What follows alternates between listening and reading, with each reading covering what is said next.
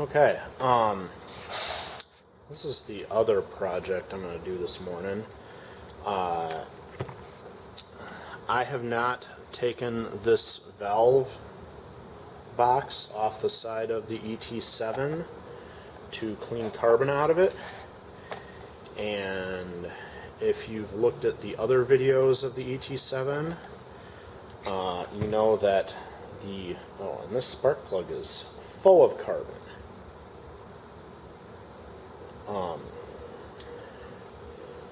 Yeah, definitely need to clean that out. The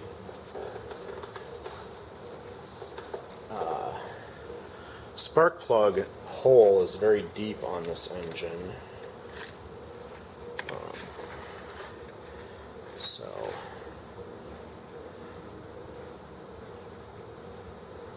Anyhow, I got a cheap set of nylon brushes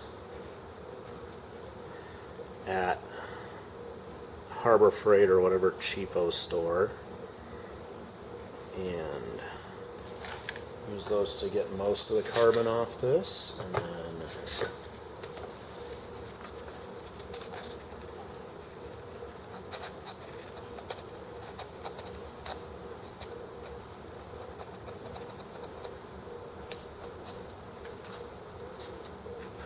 piece of sandpaper to clean up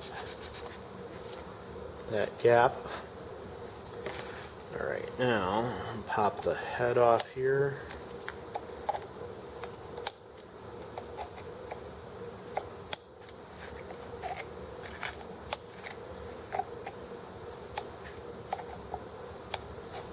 Loosen that head, and then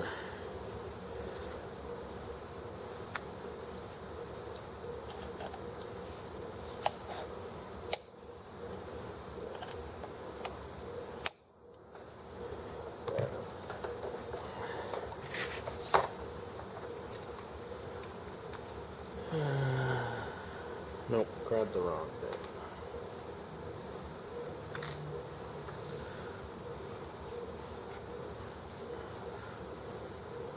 These tiny bits are handy just because they're good for spinning out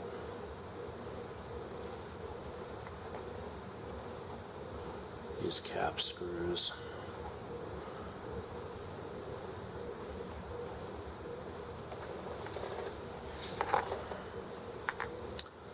Alright, long cap screws, one copper gasket, and I don't know how well we can see in there, but that is full of carbon in there.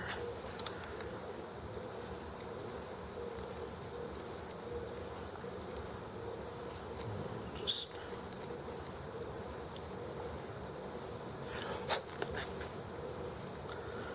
brush around there, hold the valve open.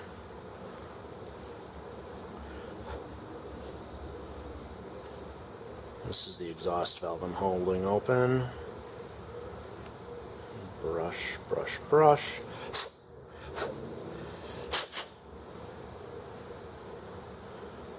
And then the intake valve, which don't really expect a lot on that. And then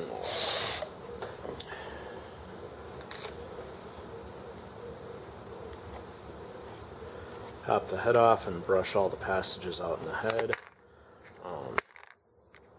This engine probably builds carbon a lot faster than the others just because it's the lowest compression. And low compression means running a richer fuel mixture, and that means more carbon. It also means lower temperatures overall, and lower temperatures overall means more carbon.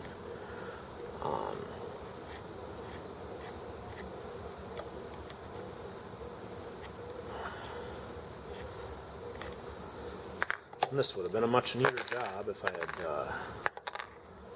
loosened it in the correct direction.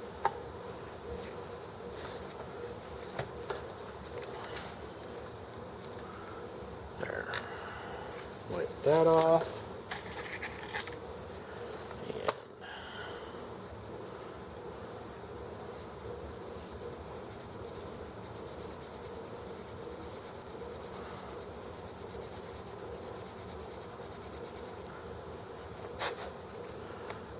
and brush.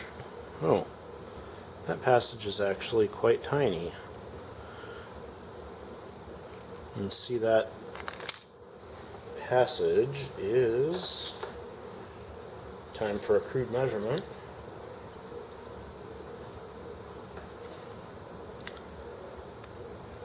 That passage is just under 4 millimeters because the 4 millimeter hex key won't fit in there. But I think the 3 millimeter will poke through there just fine. Yeah.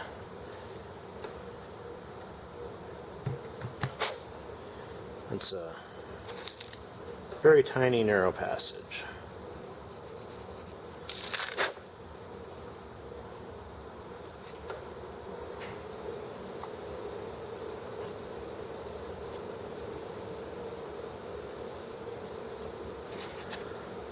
Alright.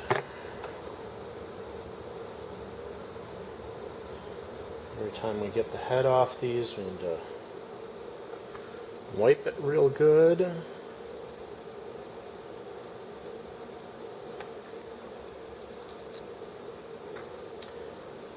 This time I'll do the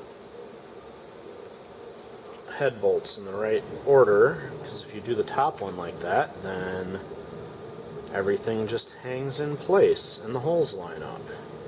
If you try to put the bottom head bolt in first, then nothing wants to line up, and you have to carefully hold everything in place while you put the other bolts in. But if you get that top one in, those are the small screws.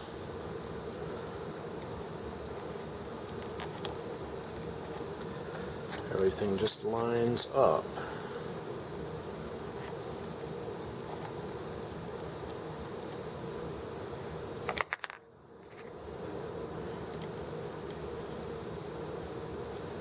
Finger tight.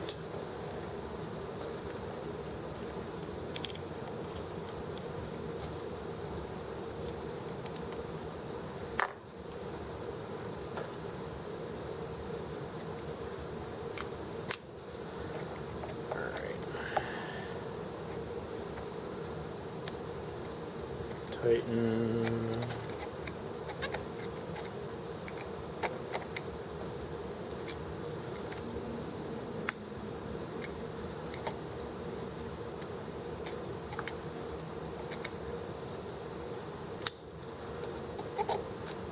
Snug. Alright, and just a reminder again, this is aluminum and copper, so you don't want to over tighten any of this.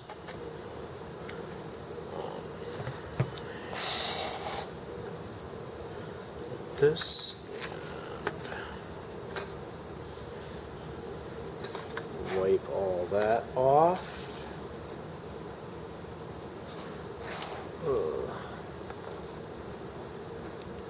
Let's see. This gasket. Yep. This gasket has an upside and downside. The bottom is ever so slightly wider than the top above the hole there, and the way you can tell that is that this seam has gasket in it from the intake valve. So, and you don't want the two gaskets to overlap, because if they don't fit exactly right, then they will interfere with each other's ability to make a seal.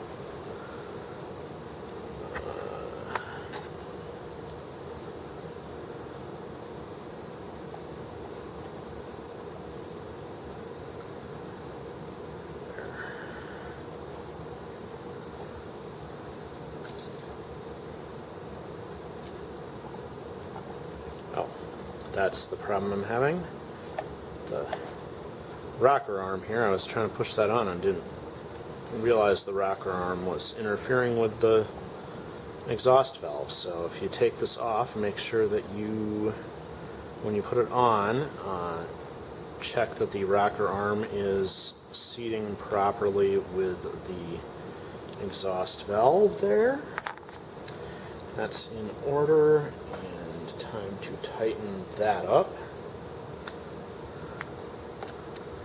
And again, it's all brass and copper, so you don't actually have to tighten it that much, just really snug it up.